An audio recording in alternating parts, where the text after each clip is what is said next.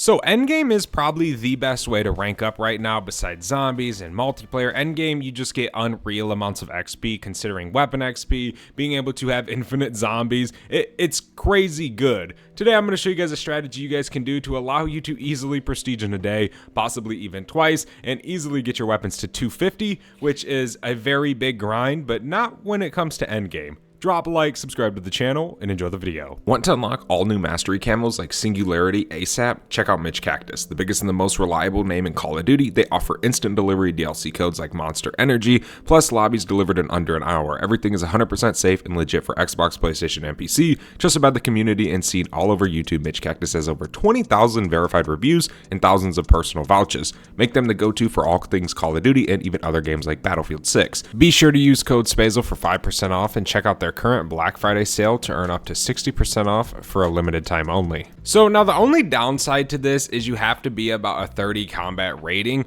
but it's very easy to get that in one game. But I shall say I was doing this strategy at 20 combat rating. It just takes a little bit longer, but it still is pretty good. It still is very efficient, but my recommendation is you actually listen to the game, and obviously it's a tier 3 zone, so 30 plus is going to be recommended. So 30, because obviously you get that damage boost.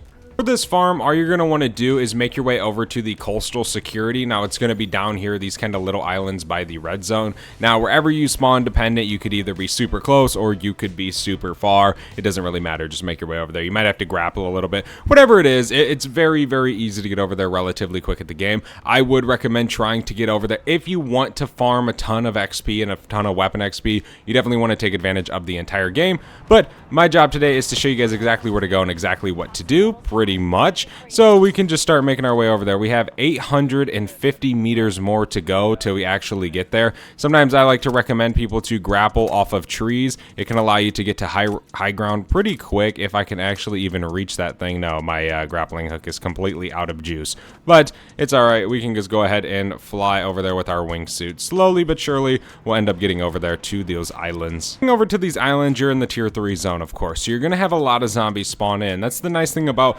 all of these islands over here is you can just hop island to island to island to island, allowing yourself to have infinite zombies. Now if you do get lucky enough and say you got a prime target here, then definitely kill the prime target. It just makes your life a little bit easier, and plus you can gain a decent amount of XP from it. It definitely doesn't take long. I am using the Akita shotgun, so that is a very, very good weapon when it comes to playing this mode. It absolutely shreds through the bosses. But there we go. There's a ton of extra power and 600 XP towards our weapon. Our rank just makes it absolutely easy OP to level up, right? But that's not really what we're doing today. We are just literally going to be farming zombies. So the prime islands are going to be obviously the ones past coastal security, kind of on the outskirts of it. So literally all you do, like the previous endgame video we did do, all you want to do is just say you can hold out your melee weapon and just run around on these islands. And you're going to find massive hordes spawned in of just fear and manglers and mimics and all that stuff. Now, if you're level 30 and above, you're going to be able to kill these guys a little bit easier than you would, say, if you're a level 25. You can do it at level 25. Your gun's just not going to be that strong. I wouldn't recommend coming here at all if you don't have a legendary weapon, because it makes it so much easier to do. Now, you can get a legendary weapon instead of the tier 3 zone just by going over there, and if you see that icon, you can just go ahead to that icon and turn your weapon into legendary rarity. But if you don't, then you have to wait for somebody to do that in tier 3 zone. I usually honestly just wait.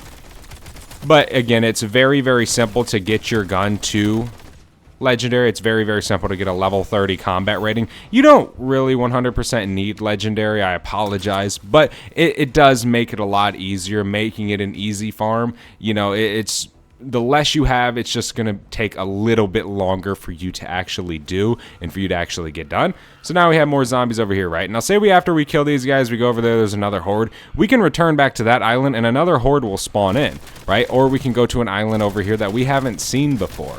So this is a nice little infinite zombie farm, and it gives you a ton of XP, like a ton. You can get hundreds of thousands of XP in one single match if you just constantly sit in your game and grind kills. So, one thing I do want to talk about, if you plan on playing endgame, or whether or not you don't want to play this mode, you're just doing it for the XP, you don't plan on ever touching this mode, perfectly fine.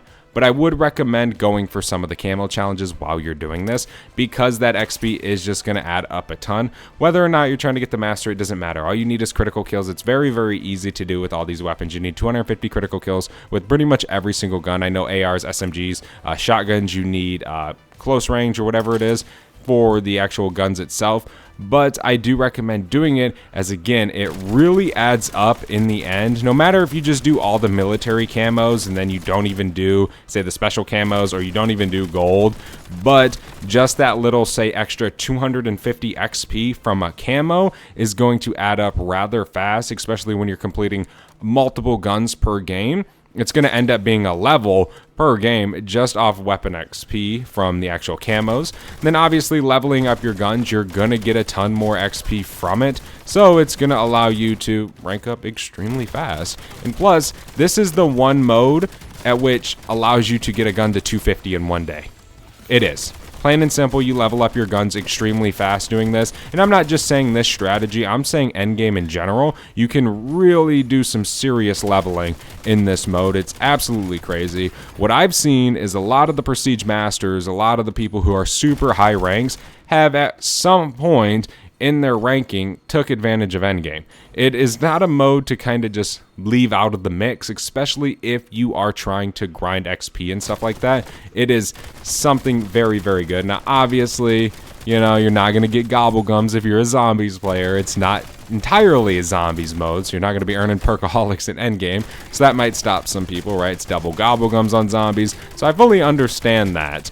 But when you're just trying to sit there and grind XP and you're trying to level up your gun, it's a very, very effective method. We've already leveled up our combat rating quite a bit already this match, and we're really just getting started. This match hasn't even been going for 10 minutes, so we are already flying through things. We've already earned a ton of XP, etc., etc. We can see, is there any more zombies back here? Here, we got another horde right here. We're on this bigger island towards this end, and you do have an ammo refill over kind of right here, and you have one back there. I will say this. If you are kind of not wanting to fight human enemies, I would recommend going towards this one, because this one I have went over there and found a ton of human enemies, which obviously they're easy to kill, right? It definitely isn't too bad, but I know there's people out there who maybe they just can't get it or understand how to actually fight them, and they die a lot. It's definitely understandable. I have been absolutely destroyed by the human AI, so yeah, it's okay if you have been too. Because sometimes it can be challenging. Sometimes they can absolutely shred you to pieces, but as long as you're careful, you'll be fine. Here's level 34. We can just go ahead and activate a new skill. I'll take it. Just go ahead and keep grinding these kills. I think we'll grind it till about 30 minutes left in the game, and then we'll see how much XP we have earned. But yeah, pretty much all we do is just keep constantly flipping back and forth. We can just keep grappling and moving. You'll hear the fear inside of the area. Like when you go near one, you'll hear them start spawning in. You just stop, get down, and kill them, and then go back to the next island next to you, and then just basically rinse and repeat this entire method. But again, the higher the combat rating, the easier this is going to be for you. If you're a 60 combat rating, you are literally going to have insta-kill over here, okay? It's going to make your life so much easier. It really, truly is. Now, if you're a level 20 combat rating, you can still come over here, but you're going to need something like the Akita. You're going to need something like the Warden marksman rifle. Something with high damage that can absolutely cook in this game mode. I know the Warden is very, very good in this game mode, so maybe consider using that if you guys don't really know what's something that can kind of get you started off good, that definitely deals a good amount of damage to allow you to survive this. Here we go. We got some more zombies down here, as well as a Mangler. We can just start shredding him, of course. But yeah, we're trying to currently grind our combat rating. I'm trying to grind out Genesis, which I actually am on the gold challenge for this, I'm pretty sure. But I just figured I would do this video and show you guys exactly what I've been doing. That way you guys can take advantage of it while double XP is still live, because it is very, very OP. Endgame is one of the best modes right now for literally anything and everything, of course. And it is nice that it has its own mastery grind, so it doesn't really feel entirely wasting of time, you know, because you can say pretty much go for Genesis, right? Alright, we should increase our movement speed. Let's increase our health. Movement speed isn't really a big deal for me in this mode. Okay. HP is very, very important. Now, we could go over there and get some zombies to spawn in, but we don't need to. That wouldn't be very, very good. right? We just want to keep staying on these islands and flipping back and forth. So let's just try and hit this up here. And then we can just say fly over to this island right here. And we should be able to get more zombies to spawn in. That's pretty much it. That's literally the strategy. That's literally the farm. You don't have to do much. It's literally just a come over here type deal. Now, throughout your time in game, you might have some other fellow players join you over here and start killing zombies. It's perfectly fine. But for the most part, barely anybody's doing this right now. So you guys will probably be some of the first to really start grinding this. But it's crazy how many strategies you come across and find inside of this game mode when you just play. Like, it's not really, you know, something crazy because of just the enemies respawning and stuff, but coming over here and then just sitting here and killing zombies and doing contracts in this area by the red zone, you can really start to realize how many kills you're racking up rather fast. So it definitely makes everything pretty freaking easy. We already have 246 eliminations, so in theory we could have all the military camos done for one single weapon right now, which we haven't been in this game that long, and then we could just hop right on to the next one. So yeah, we could easily get three guns, all the military camos done, which, hello, we can pretty much get every single sniper done in one game. That seems pretty crazy to me. That's pretty much the strategy. You obviously can come over here and you'll have tier 3 zombies spawn in, but obviously if you're not level 45, I wouldn't even recommend messing with these guys because they're just a little bit harder to kill in the red zone. But we can go ahead and exfil. We're only at 34 minutes inside of the game, so that really was fairly quick. But let's head over to this exfil and then we'll see how much XP we earned in the small amount of time that we just spent in this game already grinding kills. Cradle champion. Okay, he's like literally half health. There we go, he's dead. Hey, what type of camo does this dude got on? That thing is bright looking, holy crap. That thing looks extremely bright. There's weapon level 21 for Arkita. I don't know how little we started at this game, but I know we definitely seen that pop up quite a bit.